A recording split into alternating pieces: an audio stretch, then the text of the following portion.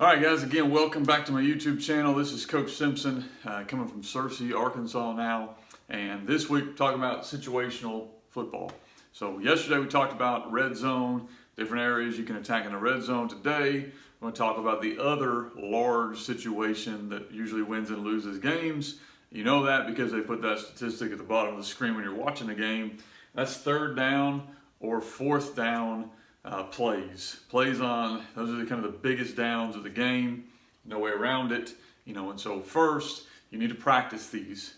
We will practice a third down, fourth down situation 3 times a week. And so whenever we're in team, and a lot of time we started doing this at the end of the year one-on-ones, we're working 3rd and 1, 3rd and 2, 3rd and 7, 3rd and 8. We're working these plays. So as coaches, we can kind of evaluate, okay, we like or don't like that. Also, our kids become more comfortable with that. And if we do it in a one-on-one type situation, your defense starts to recognize, hey, these are the things offenses try to do. On 3rd and 5, they like to run 5-yard outs or whatever it's going to be.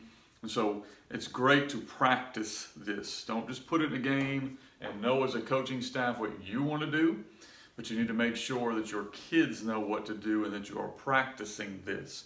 Remember, younger coaches is not what you know as a coach, is what does your 16-year-old corner know, or your 17-year-old safety know, or your 15-year-old defensive lineman.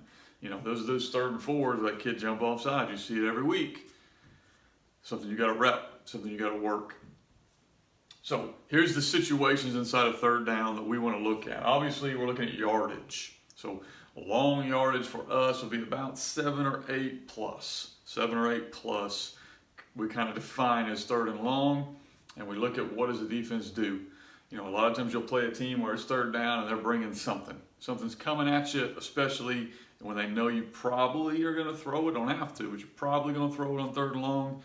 They're going to give you this, whether that's off coverage or now they're being really aggressive.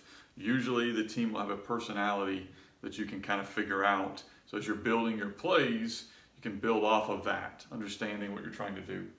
Mid yardage, we kind of go from that. It's at 7 to 4 range. Those are mid yardage. What are you going to do with that? Because that's kind of you're probably going to throw or run some kind of screen or counter or whatever you're going to do there. You rarely see teams run their base plays in that, although I've seen that be effective before. What are they going to do in that situation? Are they going to treat 3rd and 6 different than 1st and 10? How are they going to treat that? Play off, come at you, bring different guys in. Starting to see personnel packages now. I'm at the 6A level, so you're starting to see them bring out different players. When do they go nickel defense? What's that distance? So as you're building your plays, you kind of know. Short yardage is the obvious one. What are you going to do on 3rd down and 3, 2, 1? That kind of leads into this question. And I've got up here 3rd and 4th downs.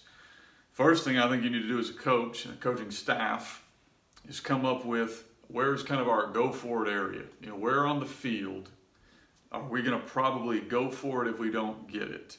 Because that's really going to dictate the 3rd down play call. So if it's 3rd down and 7, and hey, we're probably going to go for it here. Well, now I don't have to get all 7 yards there.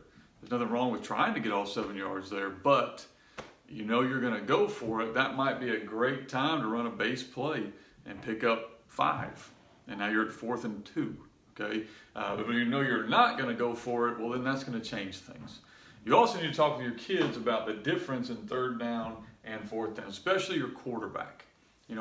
Quarterback-wise, 3rd down, and we know we might punt the ball. If it's not there, throw it away, or whatever you got to do there to run, get some yards. 4th down, man, give us a chance. Don't take a sack. Don't throw it away. Understand that 4th down, where you don't really care about turnovers because they're going to get the ball anyway. So try to give our guy a chance to make a play and understand the difference in 3rd down and 4th down.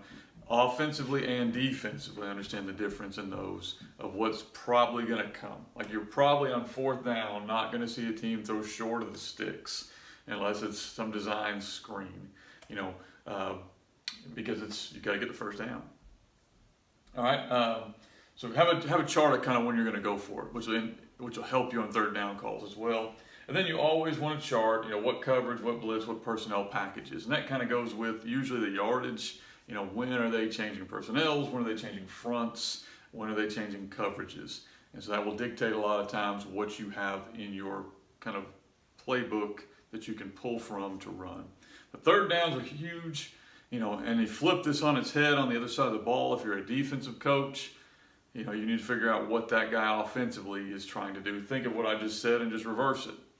And then figure out how you're going to build your game plan off of that. Okay. Again, guys, appreciate you checking in. I'll be doing a situational football each night this week. You can subscribe to my channel just by clicking down below, or you can get more information. Just reach out to me, fbcoachsimpson@gmail.com, or on Twitter or whatever the social media you prefer. Thanks for listening.